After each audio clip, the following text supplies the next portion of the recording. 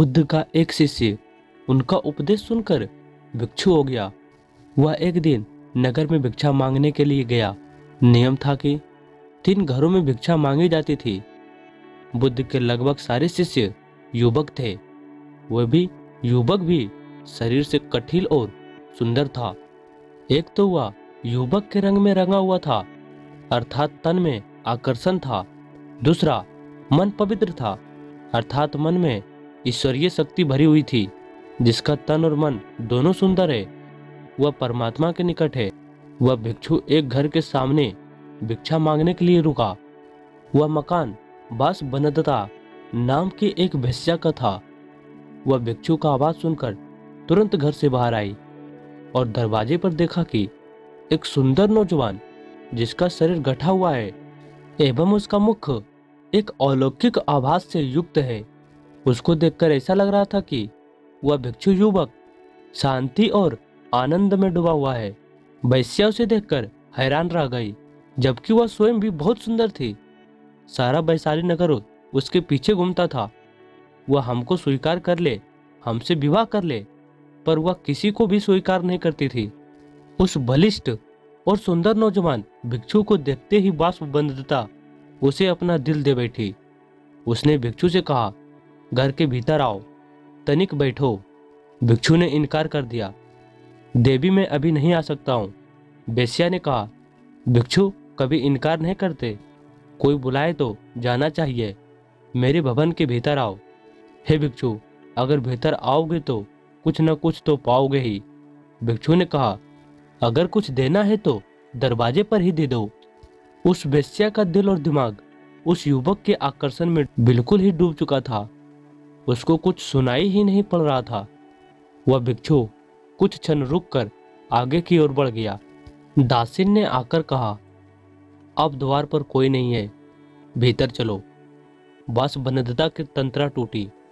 वह बहुत दुखी और पीड़ित हुई।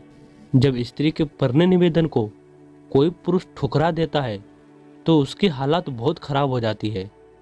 बास बनदता ने अपने जीवन में एक ही बार एक ही पुरुष के प्रति लगाव रखा था। उसने भी इनकार कर दिया। दिल टूट गया। उसने नृत्य करना बंद कर दिया, गाना बंद कर दिया। जो दिन भर मुस्कुराती थी और लोगों का मनोरंजन करती थी, वह सुंदरी बास बनदता बिल्कुल मौन हो गई। भवन के द्वार सबके लिए बंद हो गए। वह किसी से भी मिलना नहीं चाहती थी। कई धनवान लोगों के निमंत्रण आते थे, जाओ हमारे उत्सव में खुशियां बिखेर दो, किंतु वह इनकार कर देती थी। एकांत को उसने अपना साथी बना लिया था। दासी अच्छे अच्छे भोजन बनाती थी, पर उसकी भूख और प्यास को तो वह भिक्षु मानो सदा के लिए ले गया हो।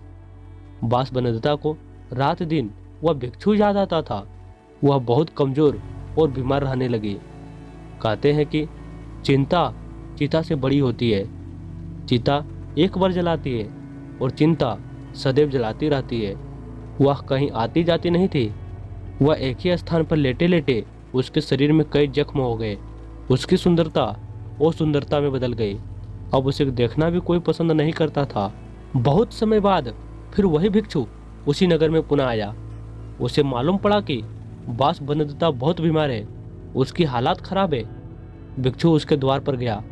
दासी ने जाकर कहा कि वही भिक्षु फिर आए हैं। बास बनदता ने दासी से कहा, यहाँ मत आने दो। जब मैं सुंदर युवती थी, बहुत खूबसूरत थी, तब मेरा निवेदन स्वीकार ना किया। अब मैं बदसूरत और बीमार हो गई हूँ। अब मैं उनके सामने कैसे जाऊं? नहीं जाऊंगी। पर भिक्षु आ गए। हे देवी, आज तुझे मेरी जरूरत है। उस समय तुमको मेरी जरूरत नहीं थी। उस समय तेरी सुंदरता, तेरे नाच गाने से मोहित होने वाले हजारों लोग थे, किंतु दुखी की घड़ी में सब दूर हो जाते हैं। अब तू चिंता ना कर, शर्मिंदा मत हो। मैं तेरे पास रहकर तेरी सेवा करूंगा। भिक्षु ने पवित्र भाव से उसकी सेवा की।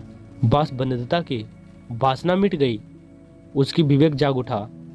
भिक्षु उसे गौतम बुद्ध के पास ले गए। बुद्ध से प्रार्थना की, मुझे दीक्षा दो। बुद्ध ने उसे दीक्षा दी। बुद्धम शरणम गच्छामि।